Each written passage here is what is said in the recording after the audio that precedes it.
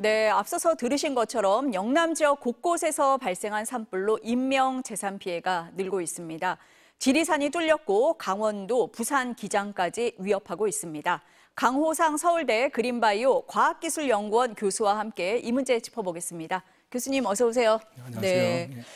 앞서서 얘기를 들어보니까 좀 답답한 상황인 것 같습니다. 오늘 비가 좀 내렸으면 했는데 양이 너무 적고 맞습니다. 그나마 지금 불이 나고 있는 지역엔 거의 비가 안 오는 것 같은데 이거 도움이 됩니까? 이 정도로? 굉장히 저는 사실 오늘 비가 온다 그래가지고 굉장히 기대를 했는데 안타깝게도 너무 작은 양의 비가 내리는데요. 네. 그럼에도 불구하고 어쨌든 비가 온다는 거는 이제 습도가 많이 올라가는 거잖아요. 그래서 이제 산불이 확산하는 거를 다소 줄일 수 있고 사실은 그러니까 비가 오면은 비가 좀 내리면은 지금 좀 미세먼지나 여러 가지 연기들이 굉장히 많아요. 이런 것도 좀 내릴 수도 있는데 안타깝게도 지금까지 초대형 산불의 경우에는 비가 오지 않고서 끄기가 굉장히 어렵습니다. 그래서 뭐 계속 저희 온 국민의 염원대로 빨리 좀 비가 많이 내렸으면 하는 바람입니다. 비가 좀 많이 왔으면 좋겠는데 현장에서 너무 안 내린다고 해서 지금 안타까움이 큰 것 같습니다. 네. 진화율 얘기가 계속 나오는데 뭐 의미 없다 이런 얘기도 나와요. 어떤 때 들어보면 70%였는데 그다음에 보면 20%뭐 이래요. 네네. 그러니까 너무 빨리 퍼지고 있어서 그런 겁니까? 사실 뭐 그런 여러 가지 요인이 있겠는데요. 네. 먼저 이제 기상적인 요인을 들 수밖에 없을 것 같습니다. 올 겨울이 저희 이제 기상청이 발표를 했는데 역대 한 4번째로 강수량이 굉장히 적었답니다. 이게 낮은 강수량, 예컨대 이제 굉장히 건조하고 특히나 봄인데 거의 초여름 날씨, 뭐 25도 이렇게 되니까 고온 건조한 겨울. 그리고 이제 문제는 이제 강풍이죠. 그래서 오늘도 아마 계속 뉴스에 나오는데 이게 거의 동해 바다까지, 영도까지 한 번에 이제 산불이 확산됐다 그랬는데 앞으로 이런 고온 건조한 겨울철 그리고 강풍 그리고 무엇보다도 이제 이런 숲이 산불에 굉장히 취약하다, 우리 숲이. 그런 부분이 앞으로도 이게 이런 대형 산불이 자주 날 수 있는 그런 상황이다. 굉장히 안타까운 상황입니다.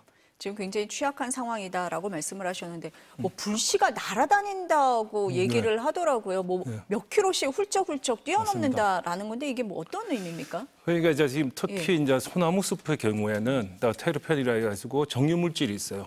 그래서 굉장히 휘발성이 강한데 이게 이제 상승 기류와 함께 올라가면서 특히 이제 겨울철에 달려있던 솔방울들이 이 상승 기후 특히 이제 강풍 뭐 초속 예를 들면은 20m면 초강풍인데요. 그러니까 시속 한 72km 정도 됩니다. 그렇게 이제 멀리까지 날아가는데 이게 1km까지.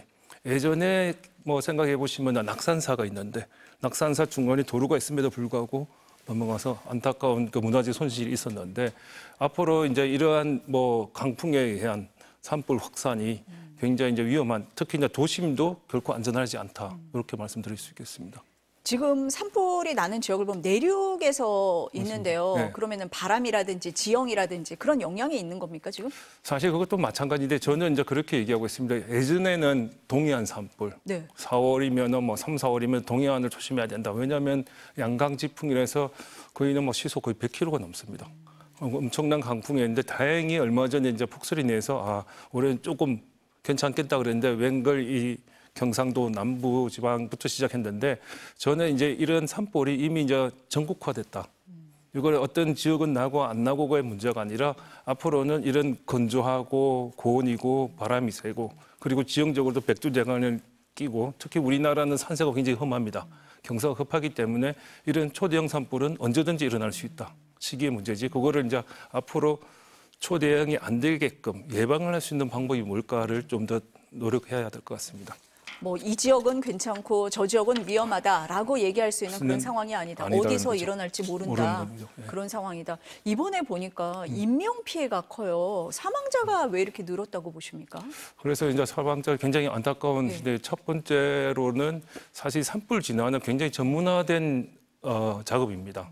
지형도 알아야 되고 산불이라는 이 특수성, 특히 이제 바람의 방향이 어떻게 되는지 이런 것들을 면밀하게 그리고 특히 퇴로를 잘 확보하고 가야 되는데 안타깝게도 뉴스에 나온 바에 의하면은 좀 더 전문화되지 않은 분들이 소위 산불 감시요원은 말 그대로 정말 감시만 하는 거지 진화를 하는 건 아니거든요.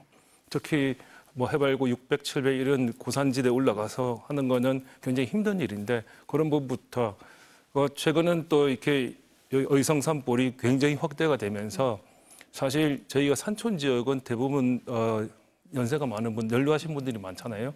문자 메시지를 보내더라도 네. 그분들이 문자를 제대로 보지도 못할 뿐더러 사실 이분들이 이제 나오다가 제일 안타까운 거는 그런 질식, 예를 들면 여러 가지 연무 피해에서 많이 희생을 당하신 것 같습니다. 그리고 앞으로 더 걱정되는 거는 이렇게 저희가 벌써 한 7일째 넘어가고 있지 않습니까? 2022년도에 9일째 최장 기간이었습니다. 이렇게 오래 시간이 걸린다는 얘기는 지금 안타깝게도 항공 조종사 한 분도 이제 희생이 되셨는데, 그래서 이런 조종사의 피로도로는 점점 더 이렇게 안전사고 위험이 노출될 수밖에 없다. 그래서 하루빨리 이제 산불이 진화됐으면 하는 바람이고, 아니면은 지금같이 이런 초대형 산불에서는 첫 번째는 인명 피해를 최소화시키는 쪽으로 정책을 해야 됩니다. 네. 그리고 이제 두 번째는 당연히 이제 문화재 보존이라든지 우리 국가 기관 산업, 예컨대 발전소라든지 이런 쪽에 우선적으로 해야지 산불을 잡겠다는 이 큰 면적에 그렇게 하기는 굉장히 어려운 상황입니다. 네. 지금 이제 세 가지 정도로 이렇게 나눠서 설명을 해주셨는데 먼저 거기에 거주하시는 분들이 만약에 대피를 한다 할 때 요령이 있습니까? 뭐 예를 들면 주민들 말씀하시는 건가요? 주민들이요. 그러니까 주민들이 당연히 이제 정부에서 이렇게 뭐 대피 요령 이런데 산에서 예컨대 이제 뭐 불을 만났다 그러면은 당연히 바람이 부는 덩풍이라 그럽니다. 바람이 불러오는 쪽으로 가야 되고 사실 뭐 오히려 불이 이미 탄 데가 오히려 더 안전할 수 있어요. 탈 게 없기 때문에. 아, 오히려? 네, 불이 다 타버리면은 사실 탈 게 없기 때문에 그런 불 오히려 안전하고 숲에 들어가는 게 굉장히 위험하겠죠. 그래서 사실 저도 이제 이번은 초대형 산불이었잖아요. 그래서 그러니까 우리가 이제 피난 행렬 뭐 예컨대 재난을 대피한다. 이게 영화로 나왔지 실제로 우리가 이렇게 할 줄은 아마 그분들도 몰랐고 저희들도 깜짝 놀란 거예요. 그래서 앞으로는 아쉽지만 안타깝지만 이런 초대형 산불이 앞으로는 더 많아질 거다. 그랬을 때 과연 우리가 어떻게 대비를 할 것인가에 대한 이번 계기로 보다 더 면밀하게 준비를 해야 될 것 같습니다. 그 산불 진화 요원 말씀도 해주시고 헬기 얘기도 해주셨는데요. 헬기가 추락을 했잖아요. 네네. 그럼 지금 우리 이 진화 헬기가 충분한 상태입니까? 노후화됐다는 얘기도 있던데 어떻습니까? 사실 이제 헬기는 초기에 진화를 하는 게 목적이에요. 예컨대 이제 산림 헬기는 골든 타임에서 50분 내에 불이 나면은 초기에 이제 진화를 해야 되는데 이미 이제 뭐 이렇게 엄청난 규모의 면적이 되면 사실 진화 헬기로서는 불가능합니다. 그래서 저는 이제 계속 강조하는 게 헬기도 헬기지만 이제는 지상 진화 체계로 가야 된다. 지상 진화가 예컨대 얼마 전에 이제 소강리, 울진 소강리 산불이 났을 때 굉장히 저희가 걱정을 많이 했습니다. 그 지역은 금강송이라 해서 우리나라의 최고의 소나무 숲이 있는데 여기가 타면은 사실 우리의 사실 최후의 보루가 무너진다. 그래서 굉장히 긴장을 많이 했는데 다행히 산불 진화 임도가 얼마 전에 개설이 돼서 마치 이제 전쟁터에 있는 것처럼 호수 돌고 계속 산불이 오는 걸 막아내는 거죠. 결국 이제 지켜냈는데 그처럼 앞으로는 지상에서 그걸 하지 않고서는 거의 불가능하다라고 말씀드리고 싶고요. 어떤 시스템이 필요한 겁니까? 지상 진화 지상 체계라고 진화를 예컨대 이제 지금 헬기로 진화를 많이 하려고 하잖아요. 헬기는 예컨대 밤이 되면 헬기가 뜰 수가 없죠. 그렇죠. 야간 운행용도 안 되고. 두 번째는 또 이렇게 강풍이 불면 시속 72km, 예컨대 초속 20m만 돼도 강풍이기 때문에 헬기가 뜰 수가 없어요. 그래서 보통 이제 일출 때 아침에 이제 바람이 잦아들 때 헬기 뜨자 그러는데 또 봤더니 저렇게 연기가 많으면 못 뜨고. 시야가 보이지 않기 때문에 헬기가 못 뜨는 거예요. 그러면 이제 예전에도 이제 강원 동해안 지역 같은 경우 강풍이 막 시속 100km의 태풍급 몰아치는데 할 수 있는 게 너무 없다. 그래서 사실 밤이든 우리가 할 수 있는 게 이제 지상 체계를 해야 되는데 그러기 위해서는 소위 임도가 이게 인프라가 구축이 돼야 된다는 말씀을 드리고 싶습니다. 그 진화대원도 말씀을 하셨는데 뭐 전문성을 좀 갖춘 그 산불 특수 진화대가 필요하다 뭐 이런 얘기가 나오던데요. 어떤 걸 말씀을 하시는 걸까요? 맞습니다. 이제 그러니까 산불은 말씀드렸다시피 이제 지형이라든지 산불의 또 특성들 이런 것들을 다 잘 아시는 분들이 전문화된 분들인데 그러니까 산불 진화대 이런 분들인데 사실은 이런 분들을 체계적으로 교육하고 양성할 수 있는 그런 시스템이 아직은 많이 부족합니다. 앞으로 우리나라 숲이 이미 이제 꽉 들어서서 그러니까 산불에 굉장히 위험한 그런 상황인데 이런 전문가분들이 우선적으로 해서 산불 진화에 투입이 돼야지 일반인들이 무턱대고 가다가는 큰 인명 손실이 있을 수밖에 없습니다. 기후 변화 얘기 많이 하잖아요. 이로 인해서 뭐 산불이 자주 일어나고 규모도 커지고 뭐 영향이 큽니까? 맞습니다. 그러니까 전 세계적으로도 전문가들이 앞으로는 건조, 가뭄, 열사병 이런 것들이 굉장히 늘어날 거다. 이미 UNEP 세계환경계획에서도 2050년까지 한 30% 이상의 극심한 가뭄이 늘어날 거라고 얘기하는데요.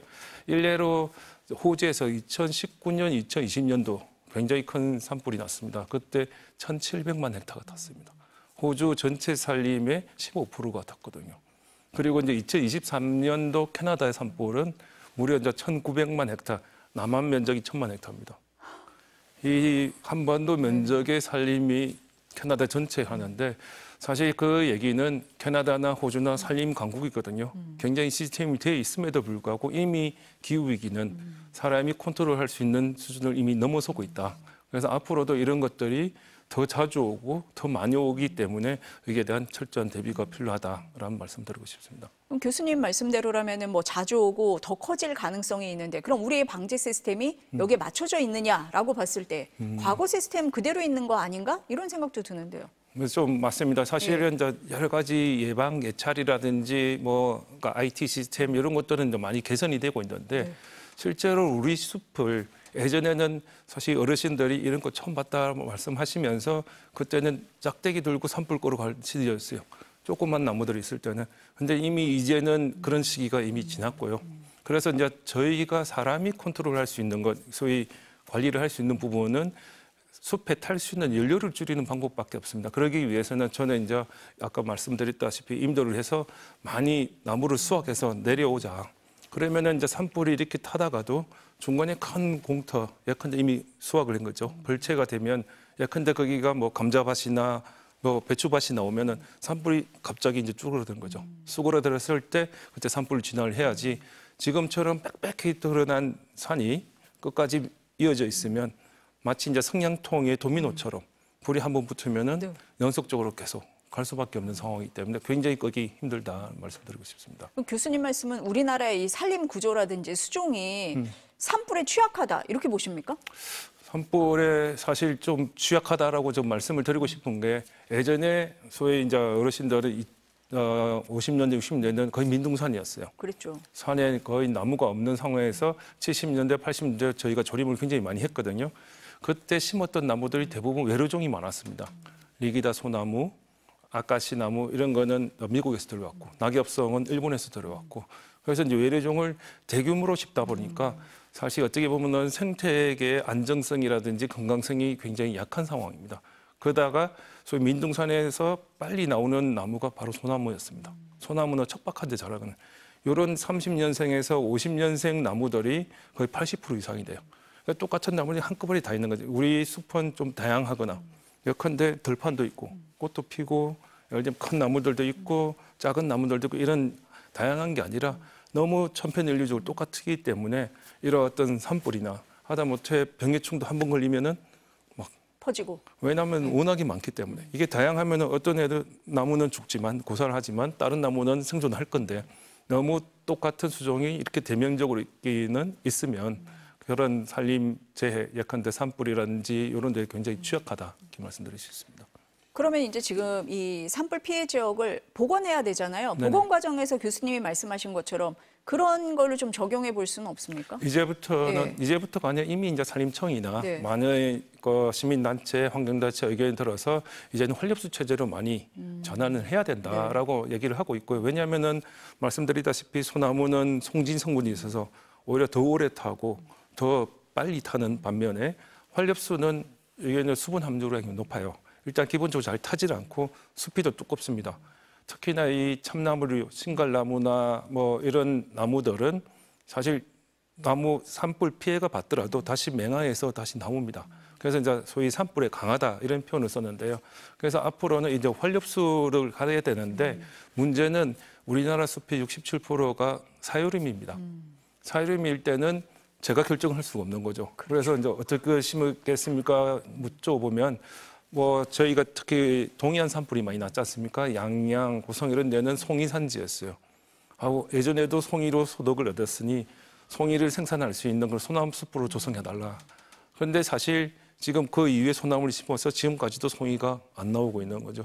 그래서 이제 앞으로는 이런 산주분들한테 소나무를 심을 경우에는 지금처럼 오히려 더 산불 피해가 많이 날 수 있으니 활립수를 해서 활립수가 여러 가지 생물 다양성도 높고요.